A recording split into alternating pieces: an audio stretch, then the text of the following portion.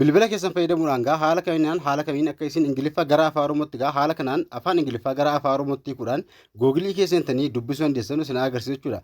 Afaan Ingiliffaa kana haala kanaan afaan barbaadan waan barbaadan gubbaa Googilii gubbaatti tokko isin barreessitan afaan Ingiliffaa irraayyuu isin jijjiiraa jechuudha yookaan afaan Ingiliffaa irraa gara afaan Oromootti isin jijjiiraa yoo barbaadan Amaariffatti illee jijjiiruudhaan dubbisuu dandeessu jechuudha. Google haala kamiin akka isin itti fayyadamuu dandeessan isin agarsiisu.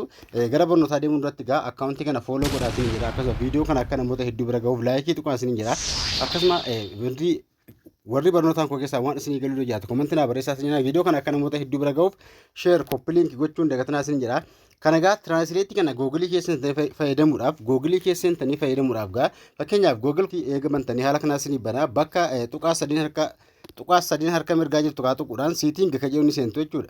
Siitiin gara geessantanii bilbila keessa ol xaa'uudhaan haala kanaan eega ol xooftanii language bakka jedhu kana ni jira. Language bakka jiru bakka language isa jiru tuquudhaan language yookaan immoo wantoota Google keessaa qabu afaan keessa ni seentu haala kanaa jechuudha. Afaan Oromoo kana fakkeenyaaf asirraa remove godhee balleessuu ni danda'a.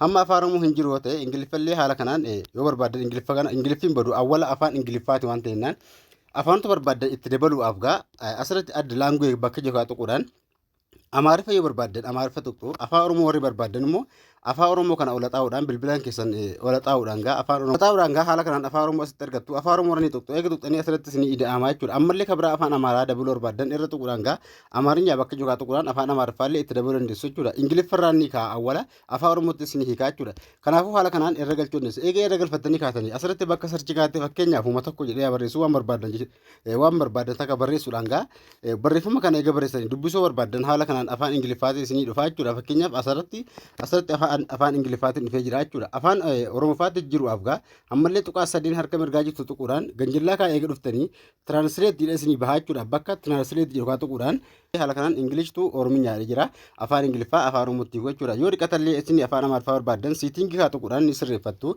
Movie language ka jedhamu afaan Amaariffaa barbaadan irra ni galfattu jechuudha. Asirratti afaan Amaariffaa ni galfattu. Ingiliffa gara afaan Amaariffaatti isin jijjiiraa jechuudha. Haala kanaan yoo Oromiffaa barbaadellee afaan Oromiffaa yoo barbaadellee haala kanaan irra deebi'uudhaan movie language ka jedhu tuquudhaan afaan Oromiffaa keessa barbaadanii haala kanaan Google keessa waan barbaadan dubbisuu dandeessu.